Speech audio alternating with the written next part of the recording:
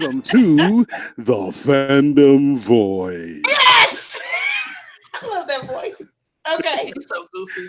All right. Well, let me introduce myself. I am Adair, aka Adair, aka the Anointed Disciple, aka the Movie Maniac, aka Darth Labor, aka King Jaffe Joffa, aka the Daddy of G1 and G2, representing today from Houston. And on our panel today, next up is Momma Tay. Go ahead. I was about to break out with "She's Your Queen to Be" because you You can't break out "She's Your Queen to Be." That's why I take didn't us do down. it. Nikki said that we can't sing songs because Stop it. they're copywritten. So I didn't break out with "She's Your Queen to Be," but just know that I wanted to desperately. Hey, I'm Momma Tay. I'm here today to represent not only myself but MWCP. That's Midwest Creations Publishing. It's a publishing company. We publish faith-based fiction, but also other stuff will be coming out as well because we are very excited about our next 5 to 10 year plan. I am excited to have one of our authors on right now, which is, you just met him with all the AKAs in between his names, Adair Rowan. And her first book was released on March 16th. Concentric Relations Unknown Ties. So I'm excited to be here to talk about stuff and to talk about some QT. I'm ready. That's me. All right. You just met Momma Tay. Next up, wait, which order we going in? Jim first? Yeah. Okay. And next up on the line is my man Jim. Go on and take it over. I wish I could do the voice. Did I hear a King Jaffe Joe Furner? That was fantastic. I appreciate all the AKAs, especially I was missing Mother of Dragons, the Unburnt. It is Game of Thrones night, and I'm kind of pumped up about checking that out when I get a chance. My name is Jim Van Nest. Me and Shantae, Momma Tay, as she goes by, go back a long way, all the way back to high school, Brentwood High School. And I'm excited to be here. I help out at MWCP. I'm a reader and editor and a story helper, and I'm excited to be here. So let's get moving. And what's the expert that you're in? What's your show? Oh, I do. I write a recap for a little show called Survivor on CBS on Wednesday nights. And for everybody out there listening, yes, that show is still on. And I've been doing that for about 18 years now. So that's kind of what I do. Yeah. All right. And last up, the founder of ThePhandomVoid, Miss LoOpy. Oh, me again. I found myself. Lord. So you guys know I am LoOpy, formerly known as Governor LoOpy. I am a blogger, and I'm a very opinionated person. I love movies, books, and stories, and I love sharing my opinion. I don't want to talk about that right now. I ain't turned my PS4 on in 2 months. Okay. And I love to share my opinions with everybody. And I'm about done with that, and we can move on. I don't know what that voice was. She is not that sweet ever in life. She wasn't that sweet. Well, see, I listened to myself on the last podcast, and I wanted to sound less obnoxious. So, wait, let me hit her with a really. So I've been trying to calm my voice down and voice down a little bit. So, but you did not sound like Medea's Barry. Oh, please don't. No, that's not obnoxious right there. Oh my God. All right. Tonight, episode 2 of The Fandom Void. Our topic is Who Wants a Bloody Mary? And we're focusing tonight on some Quentin Tarantino movies as well as some original works, my book in particular. And I believe that first of all, we're gonna start with Momma Tay as she talks about Concentric Relations, Unknown Ties, written by me, the one and only, aka Adair Rowan. All right, go ahead, Momma Tay. So you guys have to understand that when I talk about this book, I'm not just talking about an MWCP publication. I am talking about a book that I enjoyed so much that when I founded MWCP, I began to hound this man over publishing this book. I read this book for the first time. I believe it was, I have to say it was close to 18 years ago. And I was so excited. About right. It's about right? Yep. Yeah, I was so excited about it. So here's this sci-fi book, and if it's not really sci-fi, just it's suspense, it's science and technology, and it was just completely unexpected because when someone gives you a manuscript to read and it's someone you expect it to be trash. I just got to be real with you. You just kind of do. You expect it to be, okay, this is some homemade, like, you have that store-bought beautiful wedding cake, and then at home you make this, falling down dollar store cake with the frosting that's been in the case for 3 months. That's kind of what I expected. When I read this book, I was flabbergasted because it was one of the best books I'd ever read. So here's my review of Concentric Relations. It starts off with just the question of dreams. And this man has a recurring dream and finds out that there are other people. He's a doctor, he's interviewing patients, and he's finding out through coming into contact with these different people that they have the same kind of dream. And what's really weird about it is that, okay, you think, oh, that's a coincidence, but it could be a coincidence. But this is happening in a way that it's more than coincidental, and this doctor knows this. And so as he's beginning to get sucked into, why am I having this same dream, or why are these people having different versions of this same dream that I'm having, and finding out, making these recordings, he realizes that there's something deeper than just dreams, and it's all regarding a certain area at a certain time. So this book takes you on a journey. It sparks your imagination. If you don't have an imagination, you read this book, I guarantee you by the end of it, you will know exactly what it's like to be that person sitting in that seat wondering, what the heck is going on? What's happening? And I tell you, there are scenes that come out of the woodwork on you, and you're sitting there reading, you're thinking, oh, okay, I know what's going to happen now. Because I like to predict movies. LoOpy loves to predict movies. We like to predict books and movies, right? So we'll sit there in the first scene and debate what the end is going to be like. Sorry, moviegoers that we've annoyed, but it is what it is, okay? However, this book, I was unable to do that. I was not able to do that. It took me on twists, it took me on turns, and it surprised me. A number of times it surprised me. I did not see certain aspects of this book coming. So it's very exciting. I'm in love with this book. I beg to publish this book. This is to tell you, because I have several books of my own that I can publish, and I have several works from other people I know I can publish, but Adair, I had to chase him down in Houston to get him to let me publish his book. So if you have a chance, pick up Concentric Relations, Unknown Ties. I tell you, you will not, if you love suspense, if you love mystery, if you like a little bit of alien thrown in there, if you like a little bit of science and technology thrown in there, you're going to get all of that and so much more with Unknown Ties. I promise you. That's my review. Well, thank you so much. I'm I'm at a loss for words. Thank you so much. Mm-hmm. Yeah, did I not chase you down to beg you to publish this book? Yes, okay. you did. Yes, and again, I still say thank you very much. Thank you very much. Okay, so that does it for Momma Tay's review. Pick up Unknown Ties. All right. I can't do the voice like you. That's all right. It's all right. I got enough voice to go around. Go ahead, Jim. Let me chime in on this Concentric Relations, because I also read the book as I did a beta read, did a little editing on it.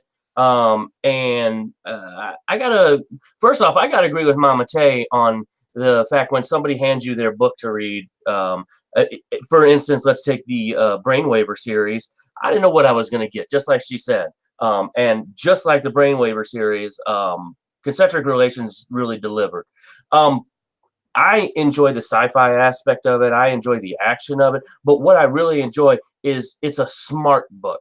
And by that, I mean, it doesn't spoon feed the reader everything. You form your own opinions, and it's really smartly written. So if you like, some intelligent fiction by an obviously intelligent author, and you like some action and suspense, I can't recommend Concentric Relations enough. Don't let the Lost Island on the cover fool you. This is not Lost. It is It's great. I think so. Go out there and pick it up. I believe it is available on Amazon.com. That's right. It's available on the Kindle app. And if you have a Kindle, just go ahead and download it. And if you have you can have a smartphone. If you have an Android or if you have an Apple phone, Kindle app is free. Download it today. Purchases an app are necessary. Yeah, well, the app is free, but the book is not. All right, let's move on. All right, so tonight's movie. Oh, I'm sorry. What? I'm just laughing at you guys because it's true. It's not free. The book isn't. Go ahead. Right. And I want to take a pause and Jim, I really appreciate the input, the notes on you giving me for the book, because it definitely helped me move some things around and make it an even better end product. So I appreciate that, my brother. You are welcome.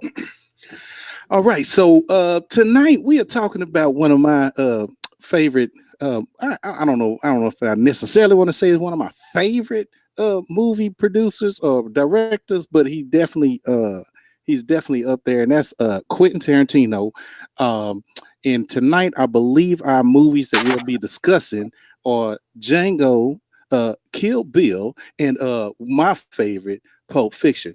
And so for me, does it matter where we start? I don't know. I don't want to get ahead of everybody. So let me back up. No, I'm gonna start with what I want to start with. I'm gonna do Pulp Fiction. Can I go there, Loopy? Can I do Pulp Fiction? Can I talk about?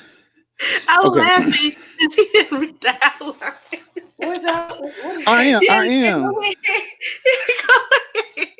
Okay, let me bag up. Okay, Loopy, you supposed to do Django. You gonna do Django? Let me bag up. That's why I say I don't want to get too I take ahead the of least amount of time, and then Momma Tay is gonna take the next least amount of time, and then you gonna go in depth with Django. So that's what you like. With Pulp Fiction. Okay, well, let me bag up. Let me pump the brakes, and pass the mic on over to Loopy. Loopy is going to discuss Django Unchained. Yes. All right. So, yeah, I mean, I haven't seen all of Quentin Tarantino's movies, but this mother of mine let me watch Kill Bill at a very young age.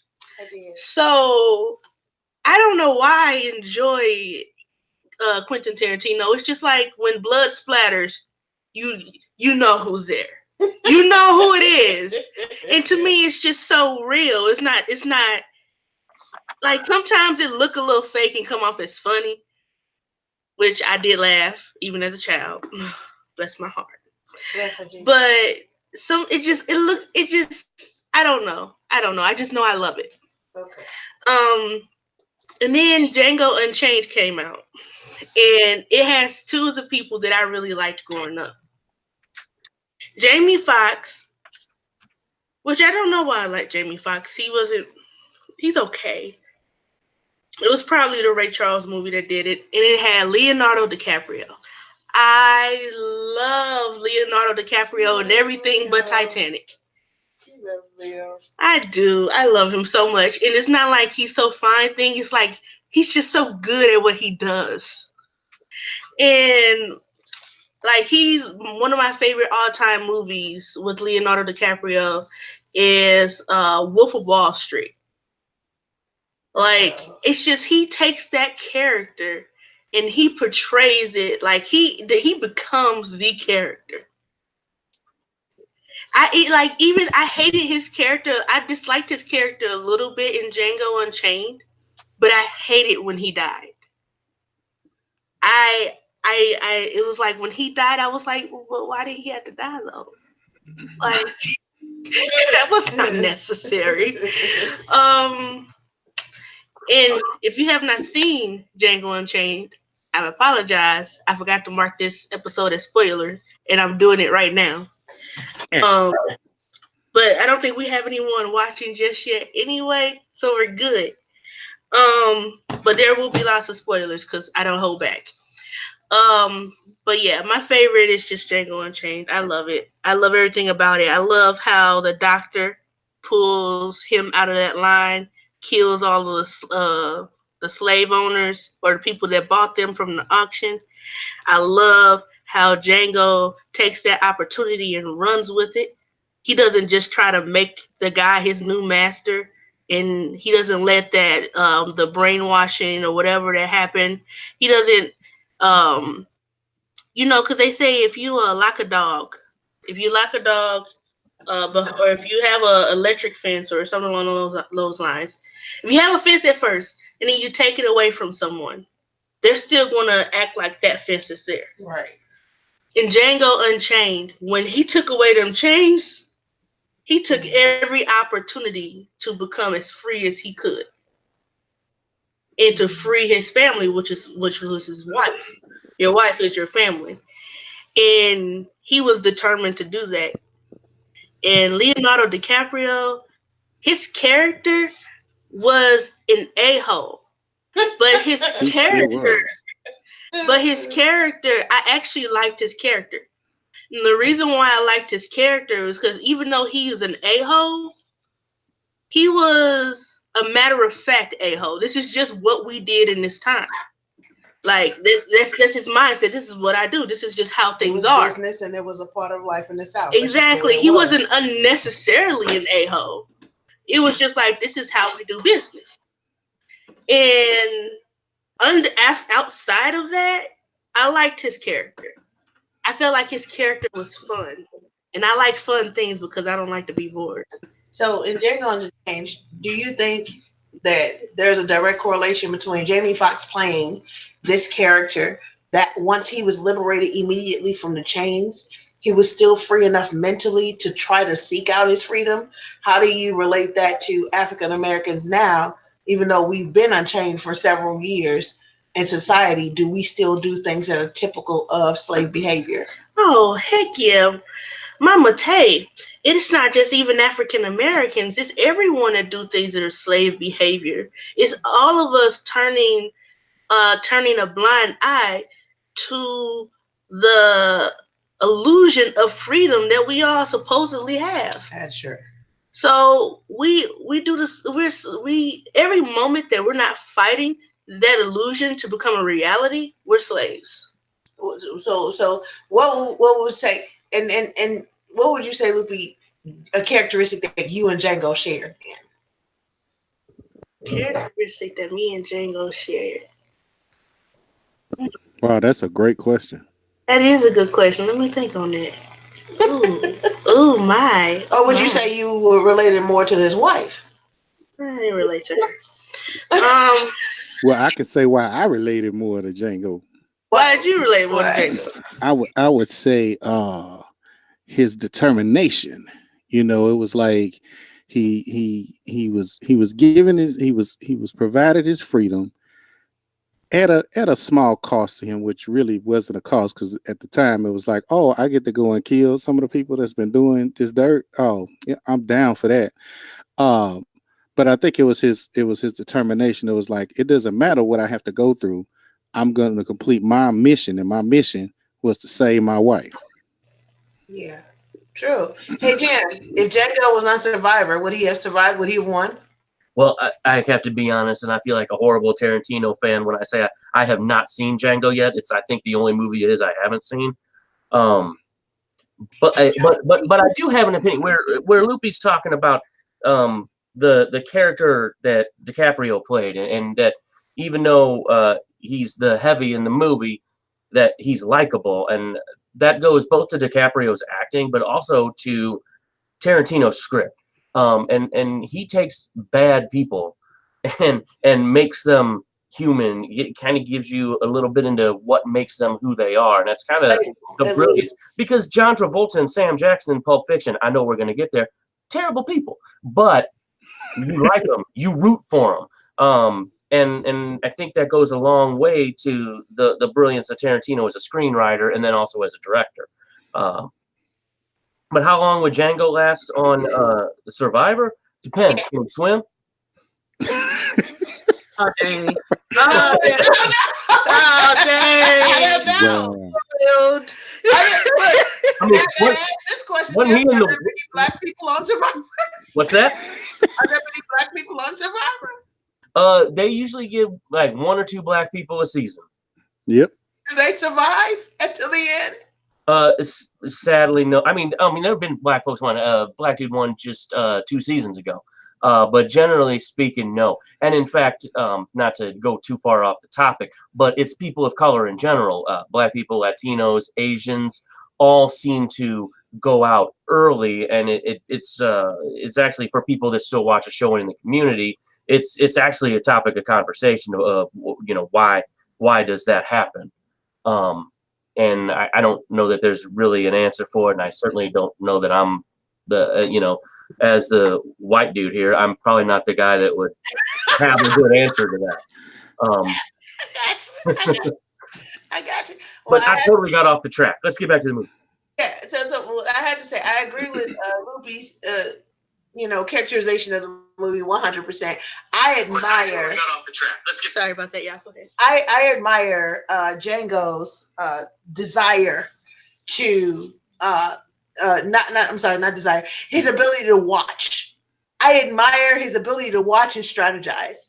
If you read any of the brainwavers, you'll know that I am a big fan of someone that can sit back and patiently watch things unfold and formulate a plan and carry that out.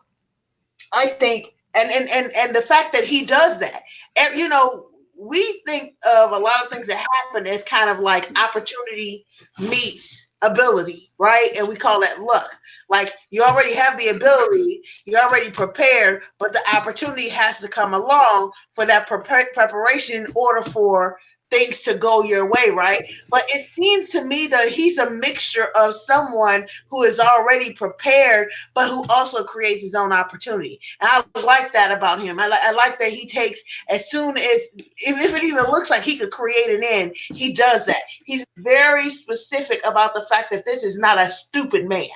This is a smart man, and he watches and he's prepared for everything that comes to pass, and then makes a way to get what he wants. I like that in his character. Yeah, I enjoyed that too because I don't know if I could have rode the horse like he did and talked to the people. I mean, as determined as I can be, I was just like, man, I really like you really get drawn into the characters. You definitely get drawn into the storyline. And like you said, I kind of felt like Django's character was maybe he had some sort of military training or something like that, or he did. Like he did. That's what I felt like from the way he carried himself, was like he had some sort of experience in that area, and that also might be why he was a great strategist. So Mickey, LoOpy, have you found what you identify with about? Yeah, I was about to say it. I've been sitting here thinking, and I do like Django as a character, and I love the Doctor as a character. But I'm not to say I don't have any of his qualities. I cannot find, because he's not my favorite character in the movie. Who's your favorite character? Quentin, Leonardo is? Yeah, the guy that Leonardo plays is my favorite character in the movie. Really? Because I like cocky businessmen. We're back to the Wolf of Wall Street again. I enjoy the way they carry themselves. And yes, Django analyzed everything, but so did DiCaprio's character. And I enjoy the way he just like, this is my house. Yeah. Yeah. And then, I mean, it was just something about that character. It was like, I really enjoyed. What were we gonna say there? Oh, I was gonna say, well, in what character, the one I love to hate, but tickled me throughout the whole movie, was my favorite actor, Samuel Jackson. Oh my God, he got on my last nerve in that movie. I was so happy. I was like, I was waiting for him to get killed. It was just like, oh my God. I had no problem with that. Jim, you gotta see it. You gotta see it, Jim. Go ahead. It's on my list. You're right. I do have to see it. Yeah, but it was just so much going on in that movie. But like for me, it was like Quentin Tarantino I mean, he gave us like a history lesson. He went all the way back to like Mandingo. Some of y'all may not know about this movie, but it was a slave movie from back in the day, and they did have the slaves fighting each other to the death, pretty much. And so I was like, okay, I could see where he drew different things from the storyline, and I was like, man, okay, this dude. I mean, again, Pulp Fiction is one of my favorite movies, but this movie here, I was just like, man, he just drew on so much and tied it together so well. And you love the characters you love to hate the ones you love to hate. And I think in the movie when I went to see it, I don't think anybody in the theater, like, there was like a nobody who was like, oh man, it couldn't go down like that, or that's a terrible ending. Like, they were happy. Everybody was like, yeah, at the end of the movie. So I don't know. To me, it was one of his better movies as well. You know what I admired the most? Was He that? didn't shy away from the use of the word nigger. Because Yeah. back in the day, that's what they said. Yeah. You make a period movie and be shy to use it, even with the hot seat that those words. It's a buzzword today that causes a lot of angst. It's a hot word, yes, but back in the day, that's the period piece. It was true to that period, and he didn't shy away from showing that. And you got to Yeah. be a brave person to do that and be ready to face the criticism that's going to come with it, because people are going to criticize you.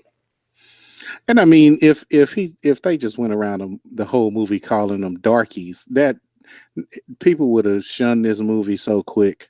They really would have. Darkies. I like these darkies. Sit these darkies out here. It's just like you said. It's true to the time period in which it happened. I mean, some of the things that he put in there. I mean, we still got stupid people who think that none of this happened in real life. So, I don't know. To me, like you said, I didn't. Maybe to me, I feel like maybe he could have took two or three of them out of there. Do they think it's false news? I mean, he could have took two or three of them out of there, and it still would have carried the same weight because I mean, Samuel Jackson was using it, everybody else was using it, but what I also liked was the doctor's character, in that he was, he had a goal in mind, a plan in mind, and whatnot, and where he knew he was at a deficit, he leaned into Django's character, like, okay, what am I missing? Help me out, because I don't know how to do this. Yeah, you know what? I love Leonardo DiCaprio's character, but I think the character that I could identify most with would be the Doctor. And I know that sounds a little funny. I feel like Django a lot. I feel like the Doctor a lot because I talk to people and I listen to them talk, and then I'm like, you poor souls. And that's what the Doctor says. And that's how he feels about a lot of these things that he witnessed. It's like, you poor souls. I feel like that about myself a little bit. But it's just something that, and then when he gets the opportunity to put his 2 cents in outside of killing people, he does it. Like what he did for Django. He didn't necessarily really, really, really, really, really need Django. He needed him a little bit, but he didn't need much. I don't know. I would say he needed him a lot more than he thought. I would agree with that too.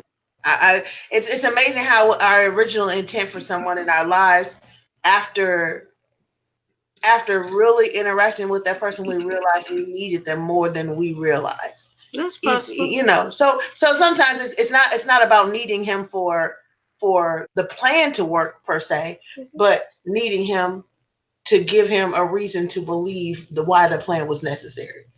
To really motivate us. Just and I know we love movies, and I'm not going to get too far off the subject, but remember Armageddon, when he demanded that they let what was his name? What's his name? I don't even know what you're talking The Die Hard guy. Armageddon. Bruce Willis. Bruce Willis demanded that they let them have the night off so they can remember what they're fighting for, what they're going up there to fight for. Sometimes you need a character that will help you realize why your mission is so important. To remember, we get so disconnected when we're in the middle of the fight. Sometimes we have to remember why we're fighting. Yeah, I'm still trying to identify with Django, and I just can't. I do Don't not. worry, it'll come to you later. Let's move on to the next topic. All right.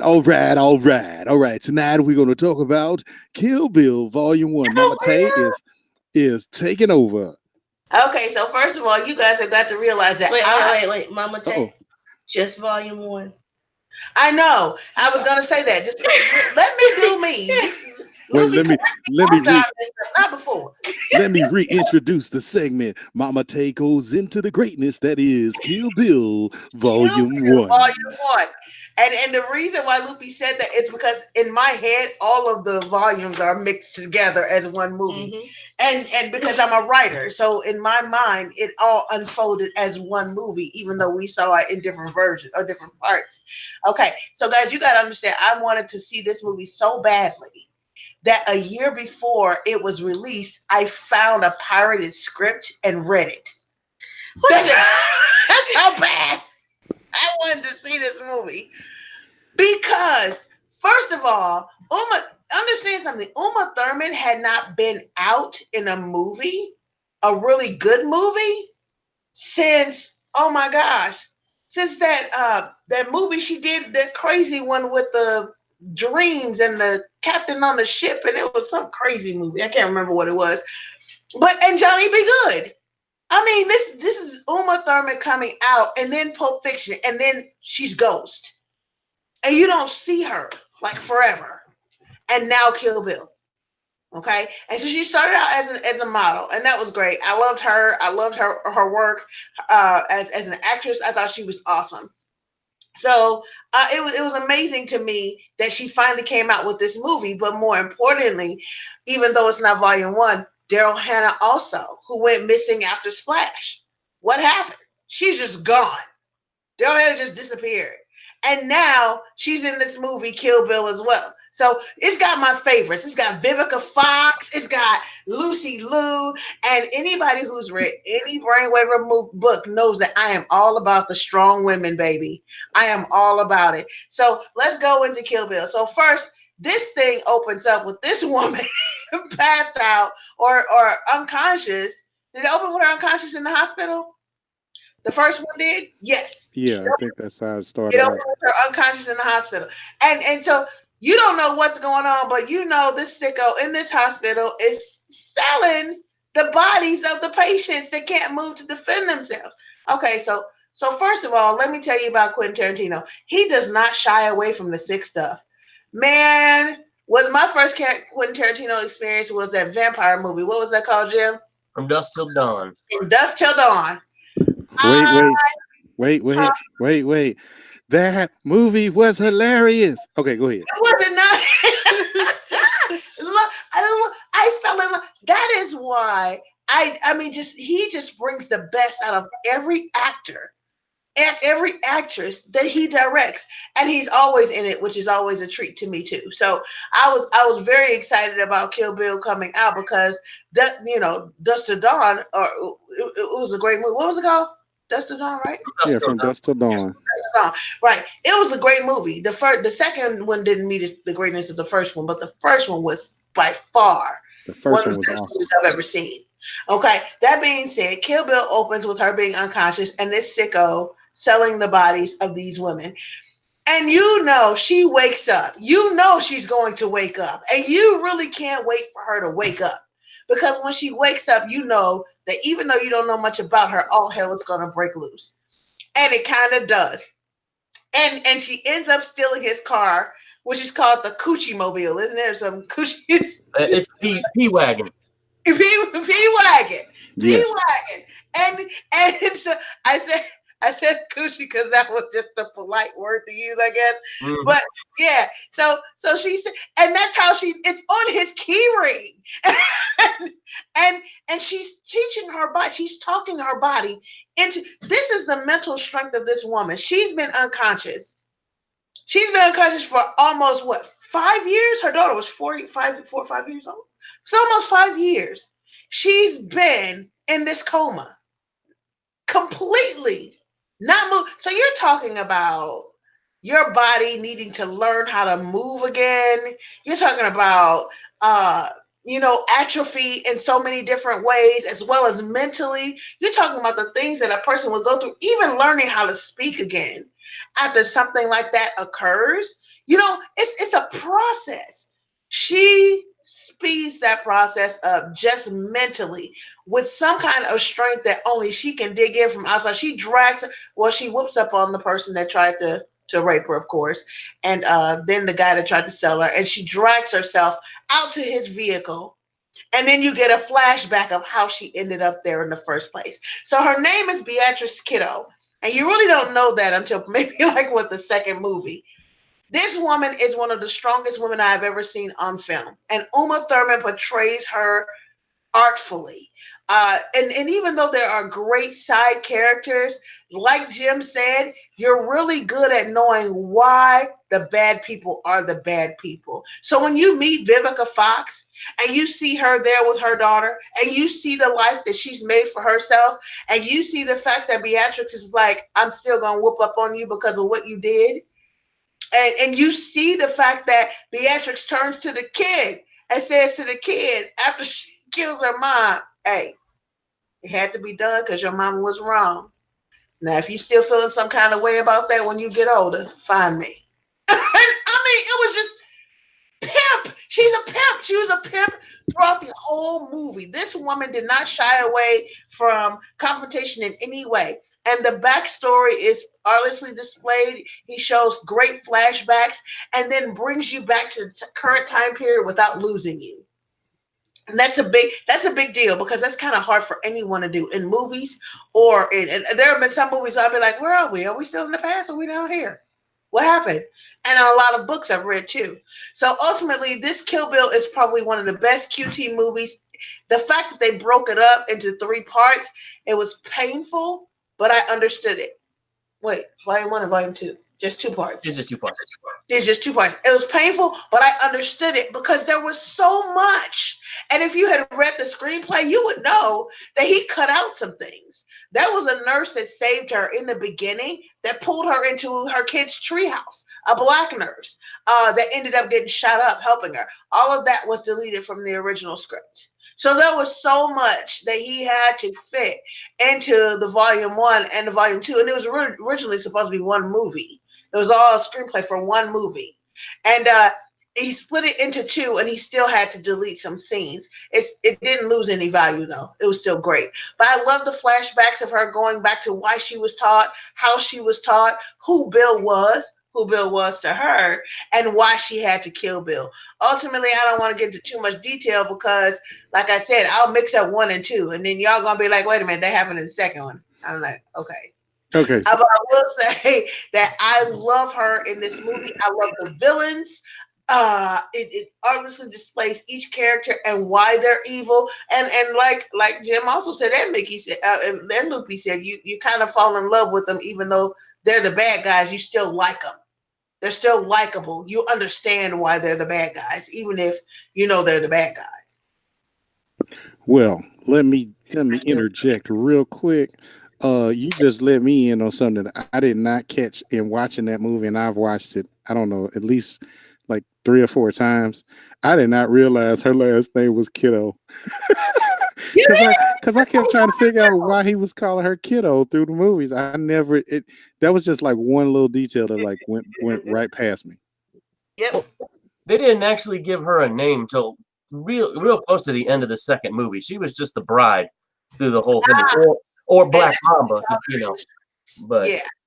Right, and that whole conversation about with her and Vivica's character about the Black Mamba tickled me to death. That was hilarious. And it was kind of funny because she was like, I should have got to say Black Mamba. Well, it's not Black Mamba because it's black. Just because you're black, you don't get the name of the most dangerous snake. Right. The fact that she was named after a snake. All of them were snakes. Yeah, but like that's what's my thing. The fact that they are named after snakes, to me, it's a bad sign. I think for them it was about them being lethal. You know, you can be lethal and not be a snake. A panther is lethal. A lion is lethal. A snake will bite you in the booty after kissing you on the face. I think that was the point.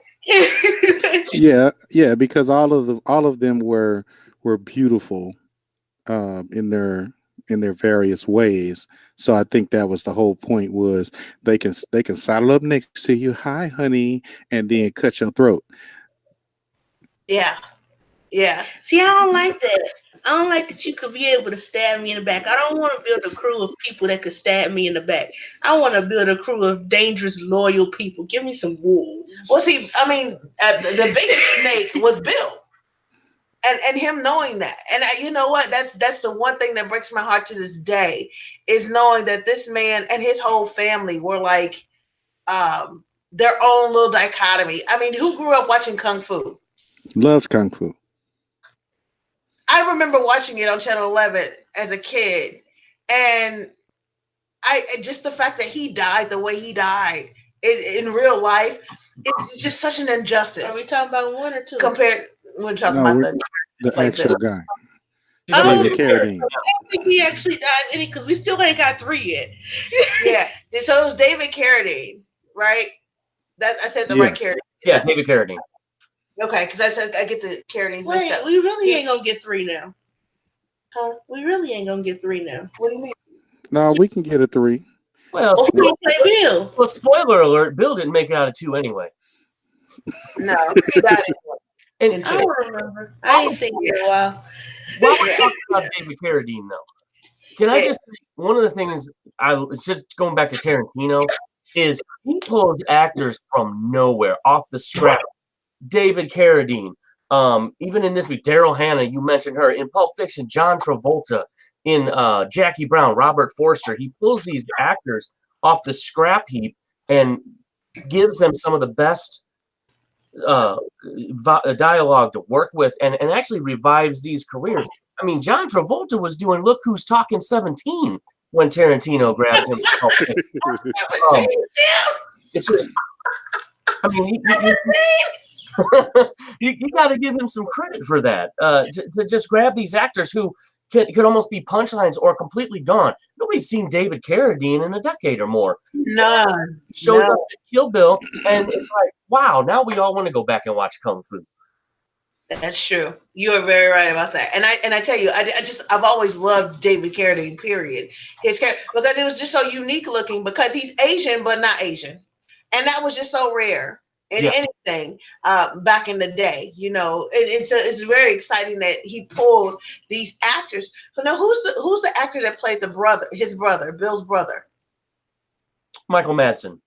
Michael. Okay, see, they look nothing alike in the movie, so that used to tickle me. I was like, how is this his brother? I mean, they don't even look kind of like they could be brothers. They don't even look kind of. So, but their acting is so good that they pull it off, right? So that's the thing. That's the exciting thing about, I would say, about Kill Bill and any other Quentin Tarantino movie is that he'll find these odd mixtures, and they work. For some reason, they work. So, I have a question. What? Then why is everybody awaiting to Kill Bill 3? If the story ends, if she actually, because I thought that she was close to it and something happened and he didn't die. But if she actually, from my memory, I meant to watch the movie this week, but I was having issues watching it on Netflix, and then I was like, forget about it, and went to watch Archer. Don't judge me. I love that show. I judge you. But back to my point, it's like if she killed Bill in Volume 2, there's no necessity for Volume 3 other than Hollywood dictates your films must come in 3. Well, she can do it. They can tie up some more details, and you have Vivica's character's daughter potentially coming to hunt down Uma Thurman's character. And then Uma Thurman's daughter. But see, that's a whole other set of stories. That's not even Kill Bill anymore. That you could take that and branch that off into a totally different series. Or trilogy. Kill Uma at that point. So I can tell you right now, you're not going to get another Kill Bill. Uma Thurman's never going to work with Tarantino again. Oh, really? What happened? Well, first off, they were a couple for a little bit, but all these Tarantino movies were going on during the Harvey Weinstein days. Out there at now I can't think of the studio. You know what I'm talking about. Yeah. So she was one of the people that had some sexual assault allegations out there. Not to mention, she had some issues with some stunts gone awry in Kill Bill, as a matter of fact. And she and Tarantino had a huge falling out. So she's never come out and said she won't do another Kill Bill, but I'm telling you, she ain't gonna do another Kill Bill. And also, one thing that I noticed about Quentin Tarantino is he's very he likes to emphasize to you how many films he's done. Every time he announces one of his movies, it's one of his 7 films. It's the 9th film by Quentin Tarantino. Yeah, exactly. And I think Kill Bill is the only thing that has a sequel, and that's just because it needed one. Right, because the intent was to make it one movie. That you could see from the screenplay. So, I didn't really see, like, I was looking it up. It was like a third one. When did they come out with a third one? I was like, you gonna get Quentin Tarantino to make a third movie? I think it probably took a lot for him to make a second one. I don't think he necessarily likes sequels. He cut that one movie into 2 parts. Yeah, I get that, but I'm saying that's because he absolutely had to for time's sake. Right. But I feel like if he could have, would have made a 4 or 5 hour movie. Yeah, I agree. Okay. One more thing before we move on. I was like, did we kill him? Right. One more thing before we move on is if he does revisit Kill Bill and he does revisit that world, because your stories are a world that you build, then he doesn't even need Uma Thurman. I mean, all he needs is a blind woman from the back instructing a little girl. That's all. Daughter. And then her daughter versus Vivica's daughter. Exactly. And the Crazy 88. Oh, well, there's not so many of them left anymore. There's probably like 6.5 of them left. It's more like the Crazy 12 now. Crazy 12. Okay, so I'm done. Adair, I do believe you were very eager to get down to Pulp Fiction. Hold on, just I'm gonna take it. Can I real quick?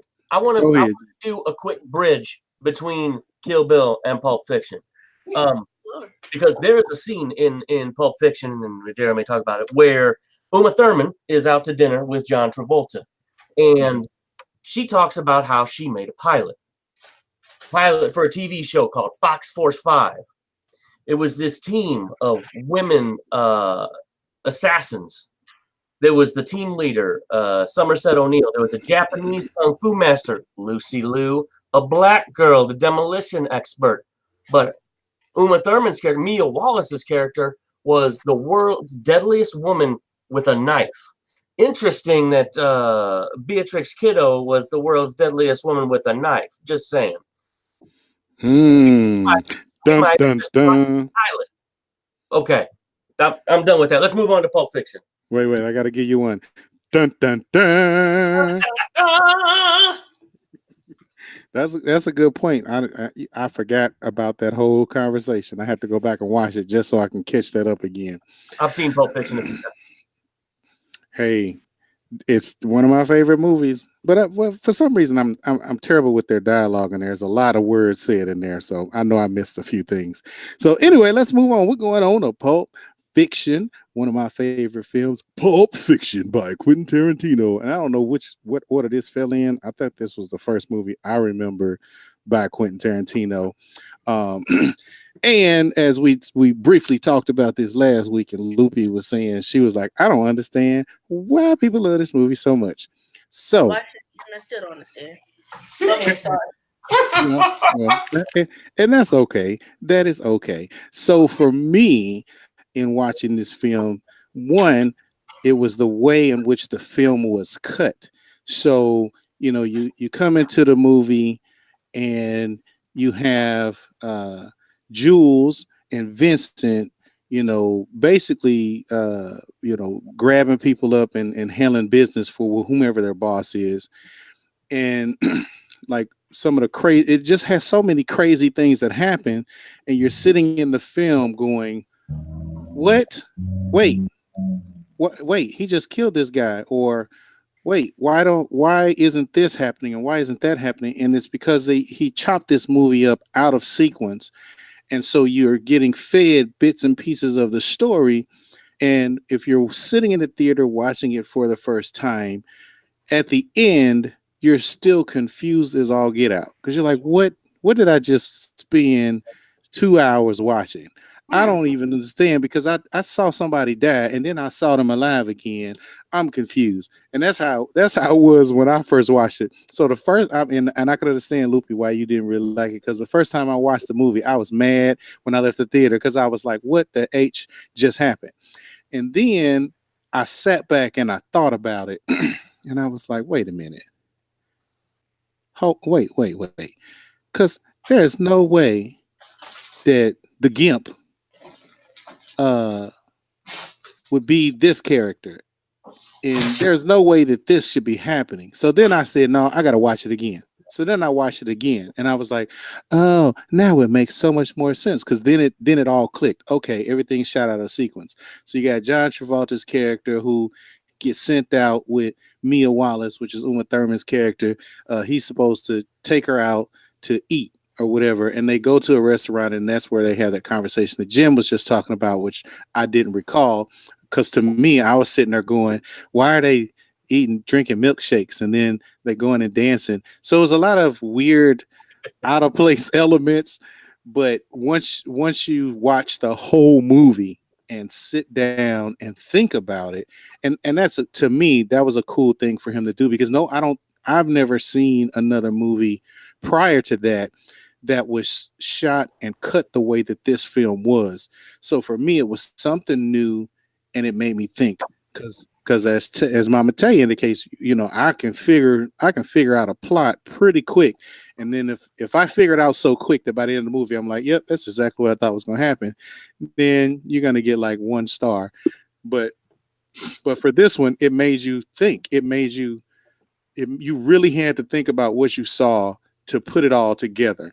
And I'm telling you, Loopy, if you watch it a second time, and just remember that it's out of sequence. And once you put it in the sequence in your mind, it makes so much more sense. Can I explain why I don't like it? I've watched it multiple times. I recently watched it last week in preparation for this. Break it down for me. The reason why I don't like it is because it's filmed like I love heist movies. Mm-hmm. Matter of fact, we're going to at some point do a heist theme one where we take a few films where they try to steal something. I love Ocean's 11. I don't care about 12 or 13. I love Ocean's 11. What about 8? I'm sorry. It was my first movie that I had ever seen that was a heist film. And at the age of what it had to be like 10, I fell in love. And I was like, I want to do that when I grow up. Not like steal from people, but playing heist. That just sounded so awesome. I failed. I didn't want to steal from people. I just wanted to plan heist. And it was just so cool. But back to the point, this operates like a heist film. And the reason why I say that is because in a heist film, something happens. Mm-hmm. That doesn't tell you how it happens at the time. And then it'll rewind and show you the trick and the cleverness and the thought put behind what you just saw. I see what you're saying. So Pulp Fiction, to me, you don't really see that outside of a heist film. But he took that and he put that into Pulp Fiction without a heist. There was no necessarily real point to the movie. The closest thing you get to a heist is Bruce Willis' character, and his heist is living his life. That's it. Well, you don't think you don't touch another woman's feet was part of a heist? Not really. Okay, I'm just messing with you there. Go ahead. I'm sorry. Okay, break down. What does the title mean? What does Pulp Fiction mean? I let Adair take this. Adair or Jim, one of them, they know it. I'm gonna pass that one over to Jim because I never did. I was like, I don't really get the title, but this movie is crazy. So to me, it just meant like a mashup of stuff. Well, Pulp Fiction actually comes from going back to the day they used to have something called pulp magazines, They were fiction magazines published in early 1900s into the 50s. And they were called pulp magazines, silly, because of the cheap wood pulp paper that they were printed on. So when you see the poster for it, it looks like the cover of an old magazine, almost like not exactly a comic book, but in the vision of a comic book, but for these stories, and it's really based on the paper. So it's made with pulp, and they were fiction stories. So I got it. So they were like those old detective novels, and like they would have those. Yep. Yeah. Gotcha. And I've seen those, and that's why that was odd to me, because I used to like another show called Warehouse 13. And in Warehouse 13, they had one of their shows. They went into this kind of situation where it was a smoky room and the detective's in the room, and he walked in and the woman is telling the story, or he's telling the story, the voiceover of how the beautiful woman walks in and blah, blah, blah. But it has this kind of look to it. And I was like, that's so familiar to me. And then I remember seeing it on the Pulp Fiction cover, but I still didn't understand the correlation, the connection. So now I get it. So now that I get the title, I wish maybe Quentin Tarantino had explained the title for all of us who just aren't that into. I think that was his little personal joke. His inside. Do you think so? And also, I'm gonna say another reason. Okay, so one more time, in the heist movie, at the end, by the end of the movie, everything goes in a full circle. I feel like Pulp Fiction did not go into it. It took the heist way of doing things, but did not go into a full circle. Not everybody connected to each other. There were some connections in there, but then there were some that were left open where they did not connect to each other. And I felt like if you were going to go about doing things that way, do it all the way. Make it a full circle. Attach everyone to each other, and that they know each other. Bruce Willis bumping into John Travolta's character in the bar does not connect them. They never knew each other for real. The characters, like, he knows him and he knows him, but none of them come around and connect the circle to each other. The whole thing doesn't connect. And then if it doesn't all connect, then it's just random things that happen to each character in the movie that just has no end goal. You know what? I get so let's take for another example, like the movie Holes. So you find out why the warden is connected to Yale Nats. It's because her grandfather was actually the man that was responsible for killing Sam in the first place. So, and you find out how Sam was connected, and then the oranges or the onions and the spiced peaches and all of that was connected and interconnected each character, right? And then it connected to Stanley's father, because that became the exact recipe that made them rich. Yeah. So John Travolta, Samuel Jackson, they had nothing. They got nothing out of the fight. That was and the fight got nothing now to do with anything with John Travolta. There was no connection anywhere with that. It was just random. I hate random. So it's a shoot 'em up movie. Hold on, and maybe Jim can help me out, because some of the details of the movie, even though I've seen it several times, or I'm a little foggy on exacts. So I thought, if I remember correctly, like Bruce Willis's character was supposed to throw a fight. Yep. I think that was at the behest of, and I could have this wrong in my memory, of Ving Rhames' character. I thought that's what I remembered. Yep. Yeah, there was a scene where it's the first time you really meet Marcellus Wallace, but you don't see his face. You just see from the back of his head. And right. He slides over that envelope of cash, and it's like I don't remember if it was in the 7th, your ass goes down. And Bruce repeated it. In the 7th, my ass goes down. So what happened was, Marcellus put a lot of money on that fight, figuring he had it fixed. Well, Bruce Willis went out, not only won the fight, actually killed the dude in the ring. Well, when that happens and Marcellus Wallace loses all this money, he sends his boys, Jules and Vincent, to go take care of business. And actually, Jules had come in and quit, so he only sends Vincent. Right. That's what I was going to get to. Is it looks like like sometimes that the characters don't connect, but they actually do. and you might miss that connection if you because like I didn't remember seeing his face, but I knew remember that No, I connection. got It's all like that. yeah, so okay.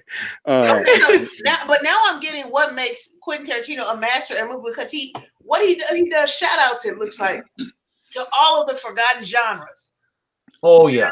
I because I'm looking at the Pulp Fiction, and then I'm looking at the Kill Bill, and that's a shout out to all of our great Asian killer slasher films with the ninjas and the fighting, and oh, Bruce Lee was my boy. I love me. We grew up loving some Bruce Lee, and and the only thing that he hasn't really done is blaxploitation, but it looks like he even shouts out to that when he has Django. And when he has Samuel Jackson, those characters, he shouts out to certain movie types with the characters. But you can see the shout out to the Old West and Django, as well as in the Hateful Eight. So it looks like that's what. And then you've got the Grindhouse series. So now he's shouting out to those B horror flicks. So I think I get his thing now. He does, and that may be his own inside joke, but also his shout out to all of those. That what makes him great is he shouts out to all of these old forgotten genres. You know. Well, part of his backstory was he spent several years working at a video store. He has an encyclopedic knowledge of film in general. And he loves all type of films, so that's why why you see the kung fu movies, and why he gets excited to get somebody like David Carradine in that kung fu movie. Yes. You go into the blaxploitation films of the mid '70s, and you come up with Pam Grier showing up as Jackie Brown. I forgot about Jackie Brown. I forgot about Jackie. You know what? Go ahead, Jim. Sorry. Well, I was just saying. I mean, he loved so many movies, and when he finally got some clout, and studios were paying him sight unseen, he gets to start making whatever movie he wants. And if this year he's feeling like a kung fu movie, you're going to get a kung fu movie, and next year you're going to get a spaghetti western. So he has a very strong knowledge of film, and you see it throughout everything he does. Maybe my mistake was Pulp Fiction was not my first Quentin Tarantino film. And compared to a lot of his movies, Pulp Fiction has a subtlety to it. Yeah. Yes. So maybe I'm watching it the wrong way. Maybe I'm watching it waiting for this, because in a heist movie, that's what I'm saying. He did it in a heist type way. In the heist movie, there's a big reveal. And maybe his big reveal was at the end when he went back to that day where when he went back to that day in the diner, and Samuel Jackson's last day as being a hired man. And maybe that was the reveal. I was waiting for the big reveal to connect everything. And you were right, Adair. Everything does connect in a subtle way. Mm-hmm. And you didn't have to tell me about the part where he killed him and then they connected there. I knew about it. I just felt like it was too subtle. I wanted more of a connection there. Well, and that was the thing about it. Like I said, when I first saw it, I struggled too. But once it all clicked for me, then I was like, okay, now it all makes sense, because the reason Vince ends up dying, but Jules doesn't. And it's because Jules came in and was like, I'm done. And everything he did in the scenes that you saw of him was, he in his mind was, I'm a righteous man. I'm done with this. And I'll do what I have to do, but I'm moving on. And that was just kind of like, so, and I'm gonna be honest with you, for me, it was one of the few times when I was like, oh, the black guy didn't die. That was so cool. Because usually we die in these types of movies where you're paired up with, that's because Vince's character was stupid. There was a lot of stuff he did that was just stupid. Let's start with the fact that he was on drugs, okay? As I said, he was stupid. Like, it was so much that he did. I was like, he actually still alive. Like, I'm surprised he's made it this long. So when he dies, you're like, yeah, I saw that coming. So I was surprised. I was pleasantly surprised that Samuel Jackson's character didn't die, especially, when that guy came out of the closet shooting. I was like, he's dead. Oh my God. He just he just made it in the movie and he's dead. And the guy missed. Like, I was like, whoa. And so I felt like he threw in a little divine thing, like angel was covering him or whatever, for that character, for whatever his internal reason was. But I thought that was kind of a cool little twist. But that movie was there was so many funny scenes in this movie, and I don't know if I need to move on. Let me know. The accidental shooting of the guy in the face in the back seat. That You're not supposed to laugh at something like that. But listen, Jim. Listen, when that came out on tape, and yes, people, some of us are old enough to remember tapes. I rewound that so many times, and I laughed at it because it was you can pick up the skull because it was so unexpected. It was just like, yeah, man, and I was like, wait, did he just shoot this guy in the face? Wait, let me rewind it. I missed it. It happened so quick. Oh my gosh. You know what? I mean, safety on. Nothing. But you know what? Let me tell you. And I'm gonna say this, and I know we need to move on. But I think I have a little twisted sense of humor because I don't know if any of you have watched Kings of New York or King of New York. It was one of those movies that had a whole lot of people in it that at the time were not necessarily big stars. Larry Fishburne was in it. The redhead guy from the TV show, it's the cop show. He was Horatio. David Caruso. Horatio, yeah, David Caruso. It had a whole bunch of people in it, and there's a scene in this movie where they run this guy. He's hanging off a car, and they run him into a fire hydrant, and you hear the ding. Oh my gosh! I laughed so hard, and I rewound that scene like 4 times. Just to see it over and over. So I know that's probably just my little twisted thing with movies. Because it is, but it's not. I gotta be honest with you. I did the same thing, but I only did it with, it seemed like cartoons. And I would, because when LoOpy was growing up, all I allowed myself to watch was stuff that she could watch. She couldn't watch it, I couldn't watch it. So I'm sitting there in the road to El Dorado and I'm watching this horse bother them about this apple while they're trying to make an escape on this boat.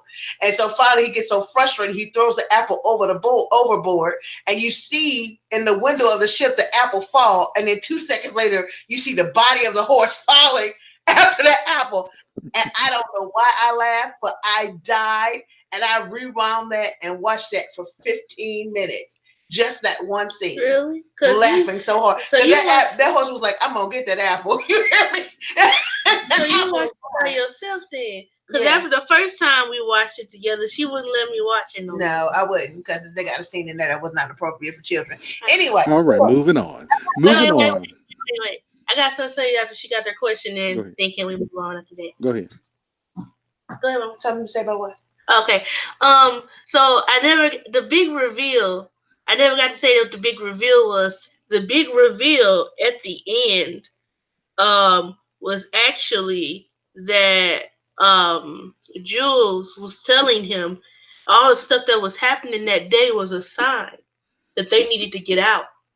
Mm-hmm. And he said, you ain't going to take this as a sign, but I'm going to take this as a sign that we need to get out. Did it kill him?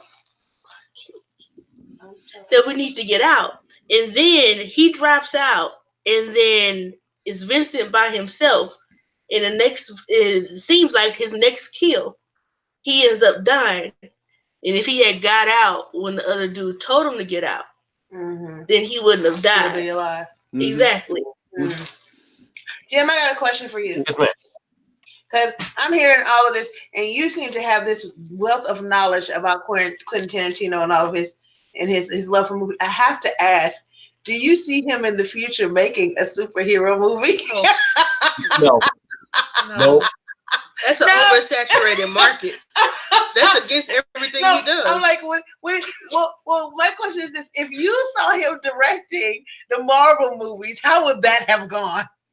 Well, the only Marvel movie he could direct is Deadpool. Right. Agreed. I agree. Tarantino can't do anybody else. He doesn't have it in him. Not to mention the fact that Tarantino prefers his own stories. He prefers to write his own stories, not film somebody else's. That's true. So he would literally have to make his own superhero. Oh, Probably when that genre has beat itself to death and people have pretty much forgotten about it. And then one last thing to touch on with Pulp Fiction is we do have to mention that when Travolta asked Sam Jackson what he was going to do when he quit the game, he did say something about, I don't know, I'm just going to walk the earth like Kane in Kung Fu. And then we go and 3 or 4 movies later, Kane and Kung Fu showing up in the movie. So he's prophesying his own work in the future. Yep. That's funny. That's kind of cool. Now I got to go back and watch the other versions and see what they say to throw hints at what he's got coming out. Because that's kind of neat. I like that. Oh, Lord. Adair. I like that. Yes. Oh, and moving on. Now we're going to talk about the Avengers Recap, Part 2. Not directed by Quentin Tarantino. Because he likes his own stuff. Okay, so I forget, where did we leave off last week? Where were we at? Because I know we were talking about the... Last week we left off at Thor. Did we leave off at Thor, the first Thor? Yeah, that was the first this Thor. Week we should be picking up with either Avengers or Iron Man 3. Give me 1 second. My document went away. There it is. This week we should be picking up with the first Avengers, sticking to the first Avengers. Momma Tay. Dang it. Iron Man 3 and Thor Dark World and Winter Soldier. That's a lot. That's a lot. Okay. I'm actually a lot faster than I thought we would. Because we're awesome. And Jim is here. Jim, you have been our Quentin Tarantino encyclopedia. We enjoy the fact that you have joined in for us for this. Thank you so much. Oh, you're welcome. Let me give him the DJ sound. Okay. Go ahead. What was that?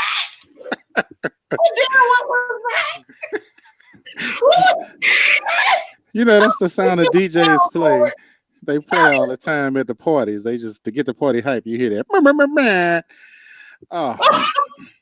I heard that in a movie. I'm trying to figure out what movie. I've never been to a party there. And my favorite short comedian has used it in his latest Netflix special. So anyway. Kevin Hart. Yeah. Okay, that's where I heard that. Okay, sorry. But I saw it. I heard it first done vocally by Charlie on Blackish. He tickled me to death when he did it, and I've been running with that for the longest. So that's my shout out to Charlie on Blackish. How do you guys have time to watch anything? You watch it while you do stuff in the background. Oh. Yep, pretty much. And then when you hear something that catches your attention, you go, hold on, let me rewind that. Oh, that's crazy. And then you go back to what you was doing. That's funny. Jim, you know what? I've been doing the person of interest thing again. Oh, there you go. Love that show. Love that show. So let's talk about Avengers Part 1. Yeah. All right. Who wants to go first? All right. I don't know. I'll take it. Oh, I tend to spend less time than y'all. okay. So, Avengers 1, what I found really interesting, my first funny thing, spoiler alert, everyone, is Iron Man, the first clash of Iron Man and Thor was hilarious to me. I'm grinning. You guys can't see it, but I'm grinning because it was. It was hilarious. And he's like, and Thor's like, I run it, and Iron Man's like, not down here, you don't. And then my favorite character, my two favorite characters in all of the MCU are Loki and Iron Man. And they're on the same level. I just have to say my favorite villain and my favorite hero, so that I can keep them on the same level. I don't like pinning them against each other. Okay. But Loki's just sitting there watching, like, this is fun. And I enjoy that part of the movie so much. I also enjoy Loki's part of the movie where he's in this museum, I think, and he takes this guy's eyeball out. Oh, yeah. Yeah. That whole scene was pimp. Yeah. He walked in there like, well, he came to make a scene, and he did exactly that. Oh my God, it was beautiful. It was equivalent to. By the way, we're hopefully going to go over the Pirates of the Caribbean. For those who have seen the third movie of the Pirates of the Caribbean, we're not going to talk about all the ones afterwards, which is the third one. Those who have seen the third movie, when at the end, when he walks down the steps as the boat blows up, to me, that was one of those moments that Loki had in cinematic history where it's just like, remember y'all earlier when I said I like cocky businessmen? Yeah. I have a thing where that's my weakness. I love cocky men. Love men that have swag and just And he does. are full of themselves. It's a flaw in me. I realize it. But I love it. And so I guess that's what I love most about the Marvel Universe. Loki. Go figure. Loki and Iron Man. You know they both have that in them. They both have that essence. I never noticed why. That's why I liked Iron Man so much. He's intelligent. He knows what he's doing, and he's cocky. Yeah. I guess I'm a bit of a warrior. I'm a bit of a warrior. I consider myself as a Christian. I'm a prayer warrior. I fight for what I believe. I fight for the people that I love. So that's why Captain America appeals to me, which I'm going to cede this moment to Jim because he's got some defending for Captain America to do against some things LoOpy said last week. It's boring, but go ahead. Oh my God! Oh, you're killing me with the Captain America is boring. Look, Captain America as a hero. I mean, I don't mean to crap on him, Tay, because he's your favorite. He's kind of a boring character, but what he represents is somebody who's always does the right thing. And that's the whole point of Captain America. And to set up what was coming forward in the Marvel Cinematic Universe, Captain America was so important because you have to understand what's going on behind the scenes of Steve Rogers to even understand anything that happened. So all that backstory, learning how he became Captain America and everything else, it was so linked moving forward to, especially in Civil War when he and Tony Stark fall out. You had to have it. Yeah. And not to mention the fact that they had tried to make a Captain America movie probably 10 or 15 years before this one that was absolutely terrible. So the TV show from back in the day was terrible. Yeah. See, I didn't say he wasn't important. I emphasized that he's important. I just also emphasized that he's boring. The movie was 2 hours and they spent over an hour with no action barely. And they spent over an hour moving things really slow. And it was like, are you sure this is a superhero movie? I understand it's an origin story, but really? It all sets the pace. Like it's kind of like okay, let's jump over to in reference to Spider-Man. Okay, when Spider-Man, okay, he just no, huh? It's not on the docket. I know. I'm just using this as a reference point. This is what I'm saying. As a reference point, Spider-Man, he didn't go through a whole bunch of stuff. He just got bit by a spider on a field trip and woke up the next day with powers. That's not the same. It don't take a lot to build up that character.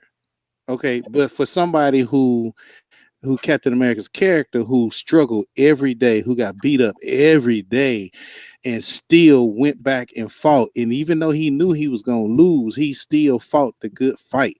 So you had to see that ingrained in that character. And then for him to be sent into war and them really just want to use him as a prop. And he like, man, it's so much. Listen, I'm a fighter. I can do more than be a prop. And that was him stepping up to the plate. Like, man, this what y'all trying to have me do, that's not doing nothing. I need to go out and be in the field. It's so much more I can do. What's the reason for me having the strength, the abilities that I have, and not actually be able to use it to help win the fight? I'm more than propaganda. Let me rephrase. I will emphasize again, I did understand its importance, but it's like eating your vegetables. Like, you gotta have it. I hate lima beans, but if lima beans will give me something to help my body and fulfill what I need in my body, I'm gonna eat them, but I'm gonna hate it while I do it. That's did you miraculous. spell Captain America lima beans? I couldn't get a lima beans. Yep. She lying. I compared him to lima beans. Oh, Captain America lima beans. Oh man. Cap is one of my favorites, so I want to go into my review of at least the first Avengers. First of all, I felt that it did a great job in laying the groundwork of connecting the characters. I can't imagine. It's just so many hidden gems in each one that when you find it, it's shockingly hilarious. Like the time when Cap told Samuel Jackson, he said, or what was his name in the Nick Fury. Fury, hey man, I doubt you could surprise me. And then they got on that hovercraft, and he was like, "Here, your $10." And Nick Fury took that $10 and put it in his pocket. You know? Just those hidden gems of these characters that, hey, these people are who they are, but they still are so unique and they are still so human. I think Scarlett Johansson's character, Black Widow, I think she did a great job portraying a strong woman, but also a strong woman with a friend. So she's out here in the field and she said, "This man is giving me everything I need." And he's like, "I not give you everything." And then she looked at him like, "Really, dude? You was right in the middle of telling me all your business." And she made that for just a look. Just these things that you find, the fact that you see Hawkeye, or is it Hawkeye? I love Hawkeye. Yeah. The fact that, to me, again, hidden gems in their characters. He's just a soldier. He's just the guy with an arrow. He just knows how to shoot an arrow. He doesn't even have a superpower. But yet, he has the common sense to say, well, at least not from this side. And Fury said, what you mean from this side? He said, well, doors open both ways. So it ain't nothing happening over here, but it don't mean it ain't nothing happening somewhere else. Okay, wait. Hawkeye does have a superpower. He has extremely super eyesight. Okay. Well, like Hawk, he has extremely super eyesight, but I don't know if people will deem that as a superpower that is useful beyond the fact that he can see. For now, I can imagine that we do, but I'm talking about one of those glaring, upfront, in your face powers like the Hulk. And then Bruce Banner, when he tells them, he's like, "Hey," he said, "that's the thing. I'm always angry." And then he morphs into Hulk right there. I was like, that was pimp. I don't expect Banner to do anything pimp. He's the science guy. That's all I'm going to get from you. But yet, he said, that's the thing. He said, "Suit up. I'm always angry." And you've got all of these people, including Cap, including Nick Fury, with these hidden gems that come together and form the most unlikely team. And the next thing you know, these people who are full of confusion and don't even know where they belong individually are fighting together for a greater cause. I can't tell you, my favorite scene was when they're fighting at the end, and the Hulk and the Thor are beating this big snake ship together, and how the Thor would throw the metal piece, making an incision into the thing, and then Thor came behind him and hit it with the hammer. And I mean, it was just such precision and teamwork from people who don't really work together. Now, as a basketball coach, I got to tell you, that's exciting. That's exciting to me as a basketball coach, because you write plays and you have them practice on the floor, and they still don't know. You have what people call it ad lib or whatever, but we have there times in basketball when the play is not going to work the way it should, but you should know each other enough. My mottos were two things: know your players, know your team, and know yourself. You know your team's strengths and weaknesses, and you know your own strengths and weaknesses. So if you pass a great pass to a player that you know that can't catch that pass, it's your fault. Because you know your team like you know yourself. So you make sure that your teammate can handle whatever you put out there. That's the goal. That's how we work together. That's how we win. And so in Avengers, you see the fact that even though Thor and Hulk, and at the end of it, Hulk got off the thing and punched him in the face, we're not the best of friends. They knew each other's strengths and weaknesses enough to work well together. And then you see that same thing with Cap and Scarlett Johansson, and throwing the shield and blocking you know, the rays of the fighters. You see all of these things come together at the end, culminating in a teamwork that is completely unpracticed. But because they know each other's strengths and weaknesses, they're able to capitalize and end up coming together winning. Okay. Humorous scenes for me. My favorite scene. And I don't know if anybody else thought this was their funniest and favorite scene. I loved when Loki looked at the Hulk and said, "I will not be bullied," and the Hulk smashed him back and forth on the ground multiple times. That's Momma Tay's favorite part. She rewinds it over and over. Oh my God, watching the Avengers with her is a journey because she rewinds it like 10 times. Yes. Not to mention the part where he said in Hulk, "You smashed." When he told him that, he was like, the grin, the smile that's on the Hulk face. He's like, "Oh baby, you know me, you know me." and then I began to dialogue the parts where he jumps up on the building and starts smashing them. "I'm gonna smash you, take that, I'm gonna smash you, wait, I'm running through the building, coming out on the other side. Oh, you thought you got away from me? I get to smash you." I actually narrate those parts. Loopy just kind of looks at me like, Jim, really? Jim, any favorites? What I think the movie as a whole. I mean, you'd had superhero movies before. I mean, you had Michael Keaton's Batman, you had Christopher Reeve's Superman, and then they brought Iron Man out. What amazed me was how they were able to take a team of superheroes, and honestly, I didn't think it would work, but they took the team, an entire team of superheroes, and managed to give you enough of all of them. So for those who like Robert Downey Jr.'s Tony Stark, you got plenty of Stark. For those Momma Tay, got plenty of Chris Evans, Captain America.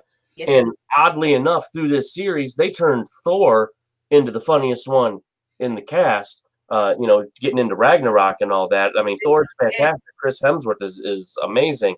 And they still give you time for Scarlett Johansson and Jeremy Renner for Hawkeye and Black Widow to be a good chunk too, especially for two lesser known heroes. I mean, for those who read comic books, you know who they are, but for the general public, nobody knows who Black Widow or Hawkeye is, and they gave all these people enough meat to really make it an ensemble piece. And I thought that was pretty fantastic.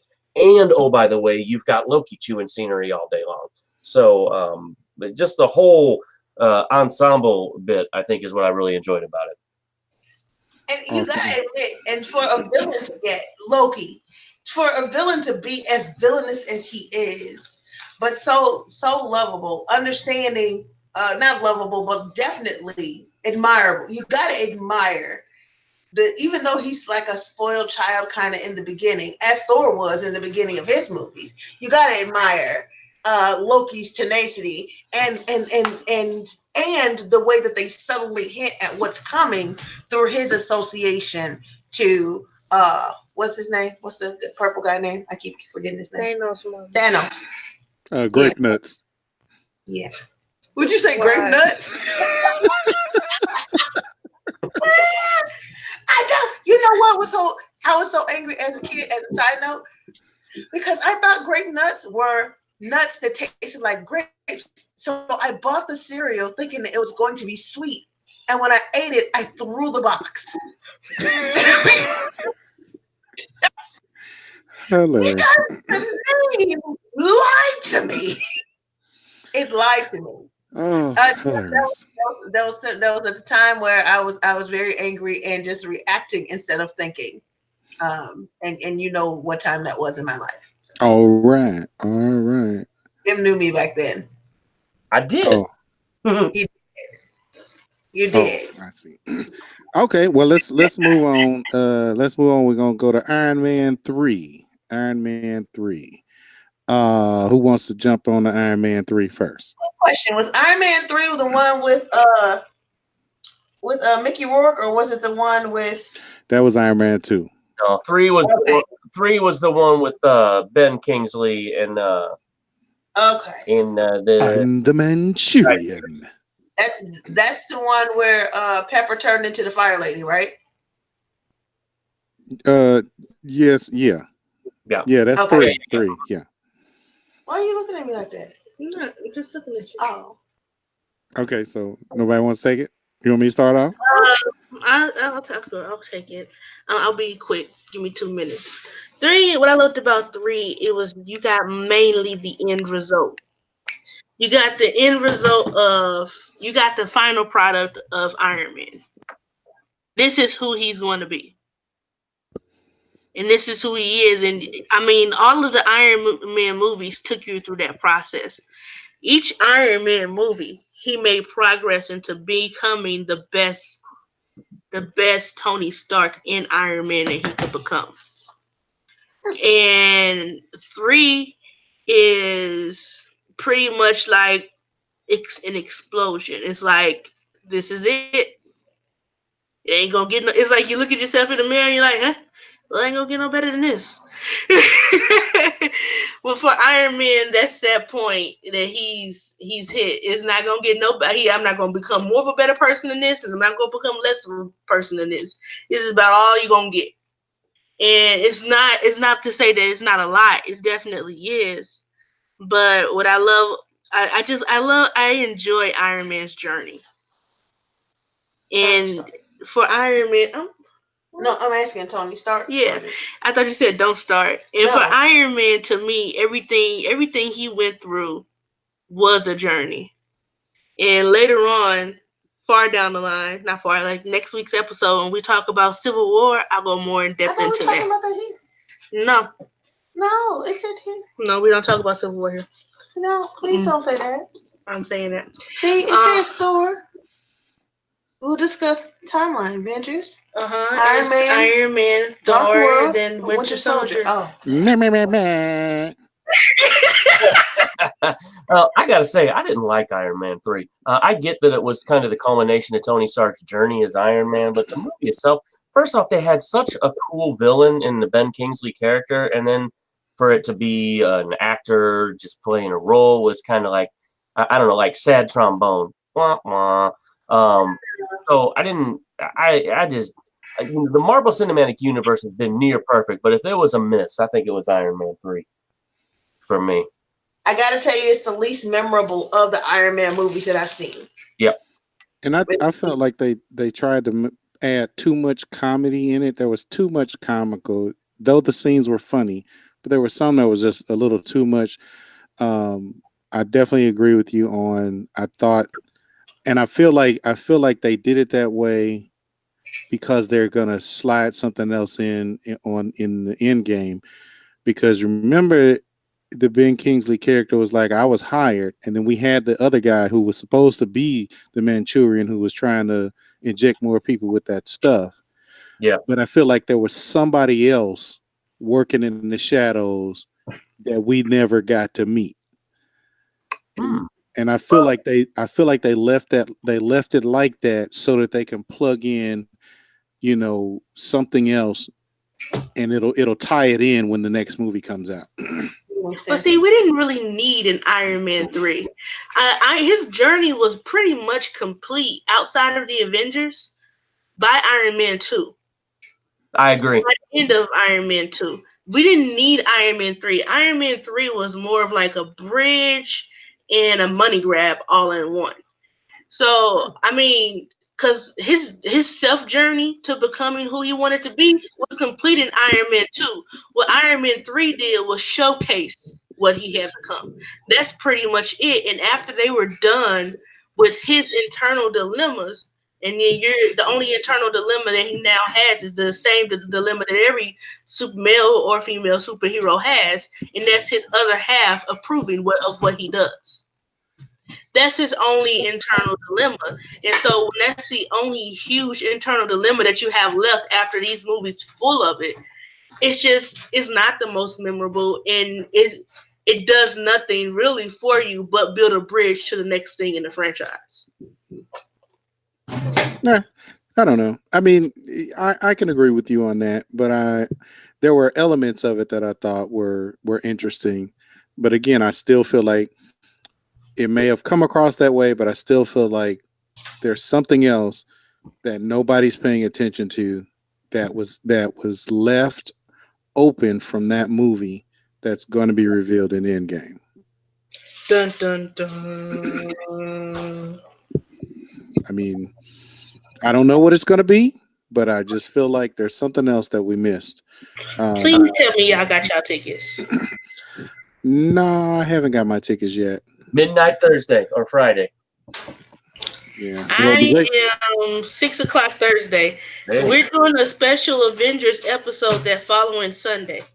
Okay, so I definitely need to watch it before we talk because I definitely don't want to get spoiled. Avengers, we're doing a whole because what we're doing is we're doing about 4 more. I have 4 more planned for next week, and then there are still a whole bunch more to go. So we're doing a whole MC Universe episode the weekend it comes out, and then we'll end on Endgame. So we're talking about Thor 2 yet? Is everybody done with Iron Man? Yep. Yeah, Thor 2. I'm watched Thor 2, huh? Go ahead. But somebody else can take this because anything Cap I want to take. So somebody else make sure that don't be. Start with this one. Let me start real quick because like I go faster than y'all. Like I said before, Thor 2 is for me actually. This will be very quick. I didn't get a chance to see the movie Thor 2 before someone actually ruined it for me and told me Loki died. And they did not tell me that he came back, but all they did was tell me that he died. And that's one of my most favorite characters, and you just ruined the whole movie for me. So I refused to watch it. I still haven't watched Thor 2. There are 2 MCU in the last 10 years that I have not watched, and that is Thor 2 and the Hulk. Because I find the Hulk boring, and Thor 2 because I still haven't gotten up to watch it yet. Because I don't know what it is about it when someone ruins a movie for you and you really wanted to see that movie. That's why I see movies that I really want to see the premiere. Like, it's premiering on Thursday. I will see it on Thursday. When they spoil it on the internet or somewhere else, they won't be spoiling it for me. All right, hold on. Let's go ahead, Jim. I just want to chime in that I've actually got to run. I've got some like work reports that I have to get done before tomorrow morning, and if I don't kick them soon, they're not going to be done, and then I don't know what's going to happen to me. Thor 2, Dark World. I'm just going to say this is right behind Iron Man 3. These 2 are like my 2 least favorite of the movies. I love Thor's character, and I really love that they turned him around. Because I felt like Thor 2 was like the down point, but then he came back so strong in Ragnarok, which we'll talk about it another time. But I wanted to thank you all for having me on. But I'm gonna have to drop off here. I know everybody's gonna miss me, but I appreciate you giving me some time to talk some fun with you guys. Well, we appreciate you talking fun with us, Jim. You have a good rest of your night. All right, we'll catch y'all later. All right, Jim. That was Jim Van Ness signing off. Thank you for appreciate it. All right, Jim. All right, cool. So, okay, my take on I don't know. Were you finished? Loopy? I was finished. Okay, so I can agree that this one was the least of the Thor movies that I like because I felt like they were trying to make his little love interest like something make her like play a really great role, and then she still didn't really play a great role. The funniest thing in that the greatest thing I took out of it was the end of the movie with that giant dog lizard thing chasing the birds on the parking lot. That was like the funny thing that I took away from that movie. But all they did was just try to introduce the Mind Stone or whatever it was. It's not the Mind. So what was it? The Ether, whatever it was that the Ether Stone was. I think it was supposed to be the Mind Stone. I think, or something to that effect. I think that's all that they were trying to do was introduce that to set up the next set of movies. So yeah, it had some cool parts. Like I thought that what was the one scene? Realizing the whole Loki thing, I was like, okay, that was interesting. But we know who Loki is. He's a trickster. So I was like, oh, okay, cool. But what I liked was them bringing more characters are developing some of the characters, like Heimdall. I was like, oh, it was cool to actually see him in action, like other than just standing there opening the door. I was kind of like, that was cool. um, but yeah, I mean, other than that, I don't know. The Dark Elves, I felt like they were cannon fodder, but interesting cannon fodder. So the action and stuff was awesome, but I don't know. It definitely was the weaker of the Thor franchise. And one other thing, Loopy, you crack me up. You keep mentioning the Hulk, but I don't even consider the first Hulk with what's his name, Banya. I don't consider that one. And even though I liked Ed Norton's Hulk, Incredible Hulk character, I don't even consider them to be in the same universe. Even though I know they are, but they're not. You know, because I like what's his name that plays the Hulk now, and so I feel like those other two were like, we're gonna just put out a Hulk movie and see what happens. Oh, it didn't do so great. Hey, let's revamp it and put out another one. We still haven't quite got the formula right because they don't really, for some reason, it's like they don't know how to develop that character. And hopefully they do a better job in this whole Avengers, setup and bring the Professor Hulk into play, like it's been hinted, but we'll see how that works out. I think I agree with you on that. I don't think they know how to develop the Hulk by himself. Like they have to have him with the Avengers to pull him forward. And I think the main reason for that being is because they played the Hulk out. Like they had a lot of Hulk movies, then they had a Hulk TV show, with the Hulk comics. The Hulk was played out on its own, and it was like they could not go any further or in a different way. Very similar to Batman. There's not much else you can do with Batman. I hate to mention DC, but Well, well, I would disagree. I think the problem is the people who they've allowed to do it have not utilized all of the comic information that is available because there are so many different versions of the Hulk to draw upon to make and I feel like that's really what they're doing now. That's why you had out of control Hulk, just hey, I'm just tearing stuff up. Then of course we're not talking about Ragnarok, but then you had that Hulk. And there was a difference in the way he interacted. He spoke, he seemed to be thinking. And so and they're doing that to transition that Hulk, I think, right. Right. And that's why it's a mixture of the two. Right. And that's why I feel like now this team that they got together with Feige and Marvel Studios, they have a better grasp on it. And maybe it's because they've got people who are fans of the comics who really know the material. I don't know, but I feel like they're on a better trajectory than those. Because don't get me wrong, I watched the first Hulk movie. And we'll say that one because I do want to talk about how terrible what was terrible in those and what was good. So we'll move on. I want to talk about Thor 2 a little bit. Go ahead. Okay, so my take on Thor 2. At first, it wasn't very intriguing or interesting because it seemed like Natalie Portman was the center of that particular Thor. And I'm not interested in Natalie Portman nor her character. I mean, her character, when we're talking about character development in all of the MCU, her character is the least interesting to me.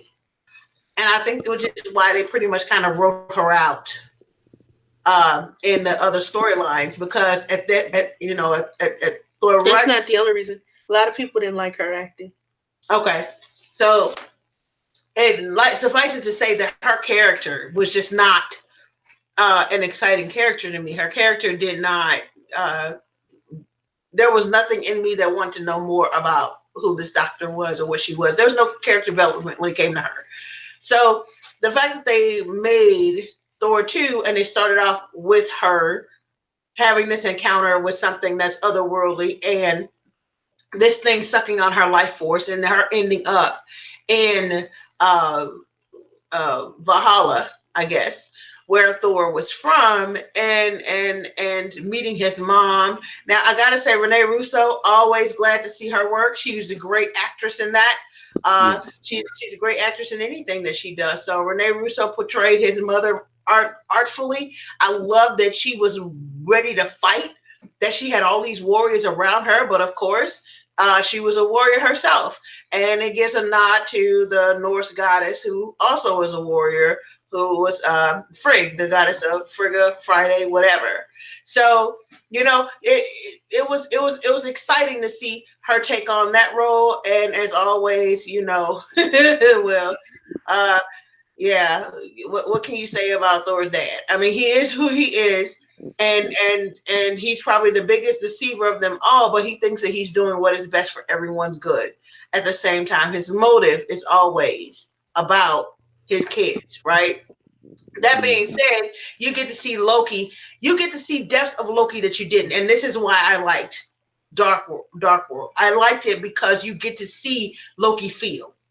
In the first one, you don't see him feel, and in fact, he insults feelings every time Thor uses them. He calls it sentiment, and so in Avengers, he stabs him in the side right after he says it's sentiment.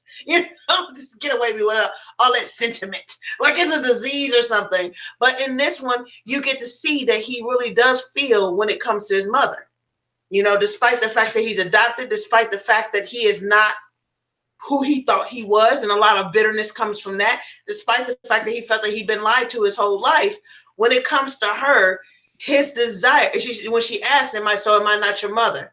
And he says, no. And so she's like, okay. And she disappears, but you can see how that hurt him as he goes on into the movie. So when she dies in this movie, he is torn apart, literally, mentally and emotionally, because that was not expected. It wasn't expected. I mean, it wasn't expected that any of them would die. They're typified as gods in their own minds. But for Loki, that was so out of the realm of possibility and not to be considered. I mean, he have hope that what's the king's name again? Odin.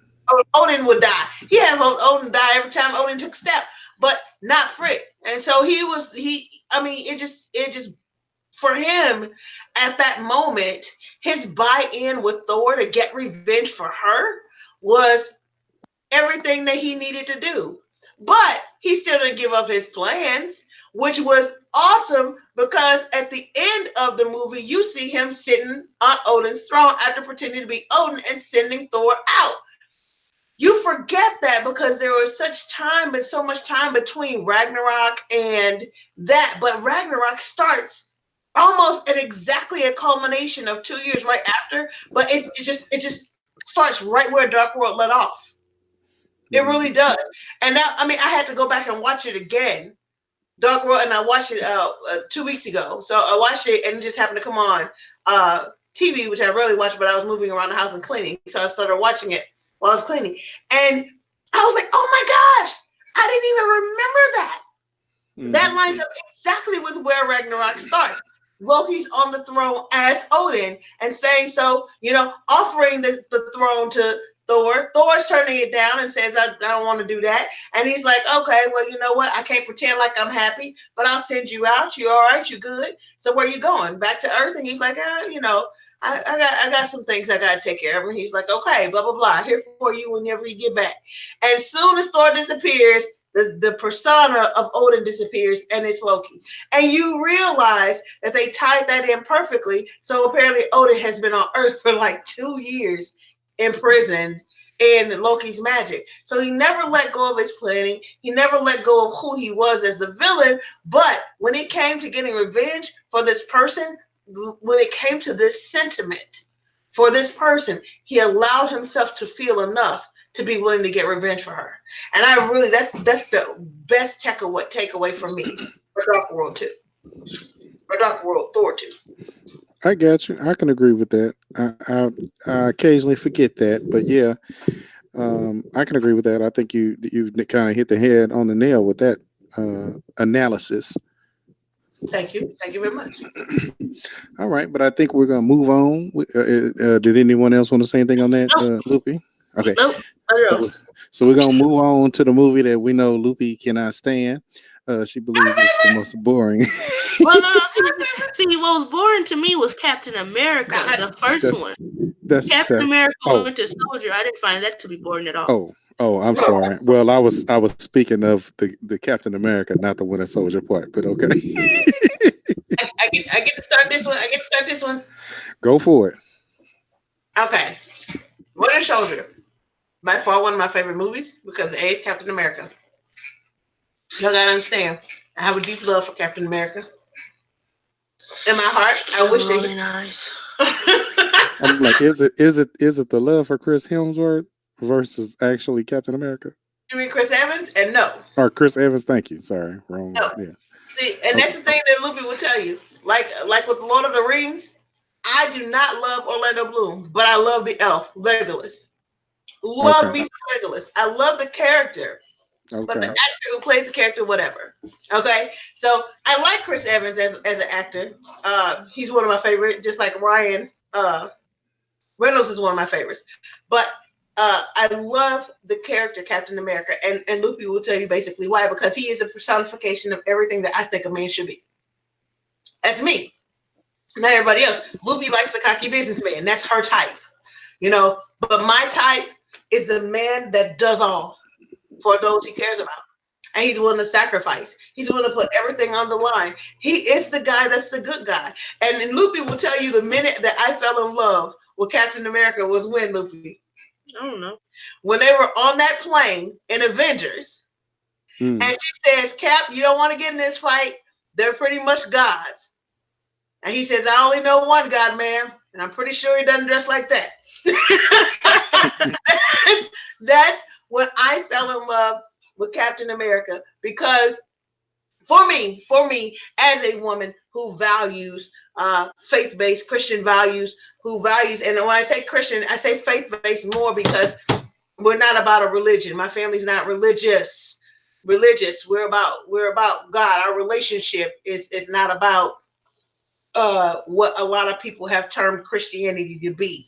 We're Christians, but we're defined by our relationship with God through Christ Jesus. We're not defined by the pretenses and all of the showcasing that the world has put out there. So that being the case, as a person who loves God, to hear this man say that and to see his character and that he's always about doing the right thing. It's not just what he said, it's who he is.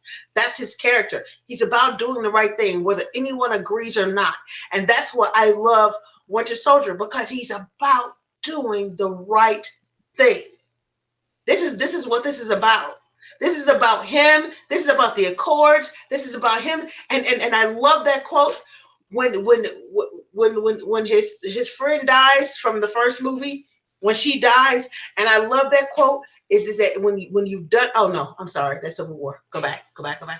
Winter Soldier. So anyway, coming back, I'm not touching that Civil War. I'll touch on that next week. Okay, so in Winter Soldier, when he finds out that this is his friend, I have a best friend since 7th grade. Her name is Denise, and she is my best friend. She is closer to me than a sister, a brother. Almost closer to me than my parents. Closer, my mom was closer, but she's definitely closer next to that.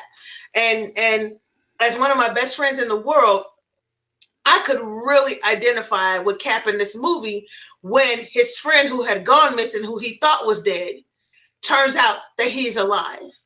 And there's, in that moment, born in Cap, nothing in this world will keep him from finding that friend. I could identify with that completely. Even if I felt like she was evil, I would do everything I could to turn her back. And to me, that's the right thing to do, because it's the right thing to do. It's not about getting a reward. It's who I am. And Cap is intrinsically who he is in all of these movies. Now, I love it because this is where he first meets, what's his name? Hawk. What's the Hawk guy's name with the wings? Falcon. When he first meets Falcon. I love that. On your left. On your left. I love Falcon's character because he has a lot. He lends some humor to it. He lends some humor to it, but I think he also brings levity to Captain. He helps, because even though you're a good guy, you try to do what's always right. You want somebody around you who is able to ask you those right questions, and that's what Denise is to me. So it's like he's got Bucky all over again, and then he gets Bucky back. So ultimately, I love this movie because it takes Cap out of the mindset of the soldier, just the obedient soldier, and it helps him realize that just because they were right, or you thought they were right back then, doesn't mean that the government or who you felt was in charge and who was right is right now. And he has a tough decision to make. He has a decision of whether he makes the right thing or keeps on obeying because it's easy. And in Winter Soldier, he, pretty much he makes that choice. So anyway, that's why it's my favorite movie. Loopy, any? Oh no, Adair, you can go first. Well, okay. Well, I definitely enjoyed I love the fact of where he started to question things. I love for me. I always got to go by scenes. I love the elevator scene when he realizes that all these guys, y'all ready to get down? Let's do it. I love that. But I definitely liked the fact that he was not just going to be the obedient soldier. I mean, because in order to be a good soldier, you have to be able to think on your feet and recognize when something's wrong. Right. And so I like that growth and development in his character. Yeah, I don't know. I don't know. I like the fact that he that he definitely would pull out all the stops to try to save his friend. Some of the things that I thought were additionally interesting in the story, was I didn't really. I guess I was trying to figure out why they had sent Bucky after Nick Fury, and I don't know. That just kind of, I didn't really get that, and I feel like it's because we didn't get the full backstory on why he was being sent after Fury. Was it simply because of who Nick Fury was, or was there some other ulterior motive? But that's just those are questions that I ask as I'm watching the film. Like, oh, why was he even trying to take him out? That I didn't understand that, but but it definitely made for a great plot point in the story. I just would have liked a little bit more details. But I liked it. Oh, go ahead. Now, just to answer your question, I mean, it felt like to me, honestly, it felt like to me like the character that not Harrison Ford. What's that guy's name? That old guy's name that played Nick. You talking about the one that plays Nick Fury? Oh no, you're talking about oh crap. What's his name? It's not Harrison Ford. No. Hold on. Let me. Anyway, that guy, you know what I'm talking about. I think he had. Yeah, I know you're talking about. I felt like he had just come into ownership of the character that was Bucky, the killing machine. I felt like they had just Hydra had just brokered some big deal where they brought this dude under their leadership, or they brought this old technology that had been employed so many times under their leadership, woke him up out of the ice, and he began following his commands. So I think it was a timing thing. I think he had just come up under him, and that he had completed a couple of missions, and now this next mission was Nick Fury, because Hydra was about to complete this ultimate plan, which was basically to kill off everybody that would disagree with the agenda. And to fully bring the world under Hydra, or New World Order, really is what we might as well say, New World Order, based on fear and everyone being agreeing to turn over all of their freedom. So globalization is accomplished, which was Hitler's original intent, and ultimately Hydra's intent, as an offshoot of Hitler and Red Skull. Right. So I think that was probably the goal of these people. Therefore, they employed that technology that they had just come under ownership. One of them was the Winter Soldier. So I think it was a timing thing. Well, Yeah, I don't want to jump ahead, so I'm gonna leave that where that is. Yeah. Speak my piece. I'm gonna speak What? my piece on Captain America in general because I really don't have much to say about Winter Soldier. It was an entertaining film. That's how I feel about anything to do with Captain America because he has to be one of the most short-sighted characters I have ever come across. He has, and I was trying to get my wording right, and short-sighted is the best word I can use to describe him. Yes, he's loyal, and yes, he does what's right, what he feels is right. The key word is what he feels is right, but he's way too entirely short-sighted to survive, to have survived this long. And to be honest, he didn't. He was frozen. So, that's of just me speaking on Captain America. We'll get more in depth with that on Civil War. I believe we start off with that maybe next week. But I don't really have much else to say about Captain America. Anybody else? Yeah, Lily, you suck. That's all. Well, I again, I like I said, I think that was one of the. It was still was one of the better of the Captain America movies. I mean, there was a lot going on. You got a lot more detail. You found out that that old girl was still alive, and you found out, you found an emotional, you saw an emotional balance restored, or not necessarily restored. Well, you saw a portion of it with Red Falcon, but you got the other part when his buddy wakes up, basically. um, So I don't know. I enjoyed it. I definitely thought it was a more exciting of the first two Captain America movies. Um, the first one had its excitement, but some of it was not as exciting. I don't know. I think I just felt like the second one was more. Maybe it was just more intense. I think is maybe the term I want to use. Civil War or Winter Soldier? What do you mean? No, I mean between the original Captain America: The First Avenger and Captain America: Winter Soldier, I think Winter Soldier to me was a little more intense, a little more exciting, because it didn't have as much downtime between. There were a few down points because them being in the closed dam or whatever it was, and just having those conversations, huh? Talking to the machine when they're talking to that computerized version of the Of that, doctor. right, of that crazy dude. Yeah, I mean, I love that. I love that because it explains so much. It explains a lot about Hydra and how Hydra came to be. And I think that without that understanding, you would never. I mean, you would have never known what a lot happened in any of the Avenger films after all of that. Because you got all of these villains working in the background, all of them with several different agendas. None of them realizing that there's a bigger villain than them. Like there's a bigger bad guy. Like Hydra is thinking of all of this world domination, globalization, world question, not realizing that if Thanos out there has his way, there will be no world. And then you've got, what's this? Ultron. You had that situation going on. Ultron not realizing he's only got enough information from his tech, the things that he's picked up and learned from Tony. He's an AI, but he can only think as far as the technology will allow him to, not even realizing that he's about to be,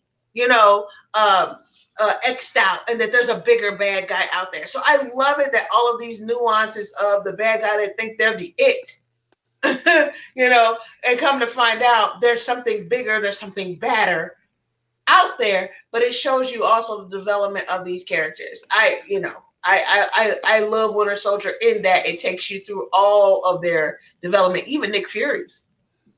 You watch Nick Fury for the first time without being Nick Fury. Without Shield as his shield. Yeah. He now has to be Nick Fury without Shield. And he has to find out who that is. So that was really exciting to me. I think Winter Soldier was definitely a key film in the whole MCU universe. So but that was it. We're done with that one. All right. I think that's it. Unless we're gonna recap some other stuff. Any recaps before we shut it down? Quentin Tarantino is awesome. Go out there and get Concentric Relations, Unknown Ties by Adair Rowan. Just check that out.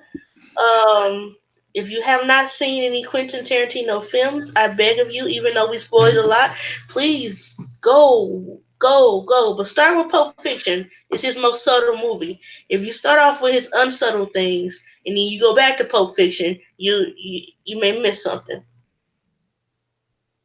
Okay. Yep. Go ahead, Momma Tay. I think ultimately I enjoy Quentin Tarantino. His blood splatter is a little disturbing. I ain't talk about that because it's always so gratuitous and so much. It's just I love it. It makes me cringe, but then I smile as I cringe. It's just something. But other than that, I would say a lot of his work is definitely admirable. He's awesome. It was great to get that backstory information from Jim about Uma Thurman and with regard to her relations with that, because I had no idea that had happened.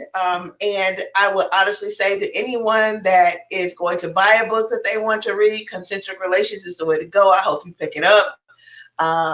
I hope you tune in for future podcasts because LoOpy is the ish when it comes to this. And so it's been exciting to be on a podcast. And of course, the MCU universe, man. I mean, hey, it's that right there. That's a reason to tune in right there. So. Yeah, bo. All right. All right. My last recap, of course, is definitely if you haven't read it, haven't looked for it, you need to go look for it. Concentric Relations, Unknown Ties, just piggybacking on what LoOpy said, and also more books from Midwest Creations Publishing. You definitely got to check out the Brainwaver series. We talked about that on our previous show. You definitely got to go out and get it. I'm telling you, it's gonna open your eyes, going to make you think about a lot of things. It's gonna make you laugh, and some stuff is gonna make you cry. It's awesome. Quentin Tarantino, he's a twisted dude, but I like his films. He is. But this is the funny thing, and I wish John would have still been here when we did this, but he back in the loop. But some of the stuff that Quentin Tarantino does, and also some of the silly stuff that the Wayans brothers used to do in their films, were things that we used to sit around and think about and talk about. Like, wouldn't it be so funny if you saw this in a movie? And so for me, watching his films brings back that nostalgia as well, along with recognizing where he's pulling his framework of movie information from. So that's always really cool. I don't care. I mean, people get mad at him for the overuse of the word. I'm like, I hear it all the time on the street, so I don't understand. But it is what it is. But I enjoy his films. Moving on, MCU Universe, definitely. I can't wait for the next movie to come out just to see how everything culminates. But I still feel like there's something else that we don't have, even though they're saying that this is it, this is the end game. I feel like it's something else that we're gonna find out, because they need to go to the next stage of the MCU universe. So there's gotta be this is the end game for this generation. Right, for this crew, for this particular team. So, it's going to be interesting to see what happens. I'm looking forward to it. And I want to thank all of you who are checking out the Fandom Void. For tuning in, checking us out. Hit the like, subscribe. Send us your comments after you listen to the podcast, and maybe we'll respond to some comments or questions. And once again, want to thank our man Jim Van Ness for joining us tonight, because he brought in a lot of information that there was stuff I didn't know either. I definitely didn't know about Uma and Tarantino. I was like, oh, really? But then I try not to be in people's personal business if I can avoid it. I got enough issues of my own already. All right. Any other last comments, or do I sign us out? Can I sign us out? Let's sign us out. Let's roll it. All right, and we are out. Join us again next Sunday, 8 p.m. for the Fandom Void.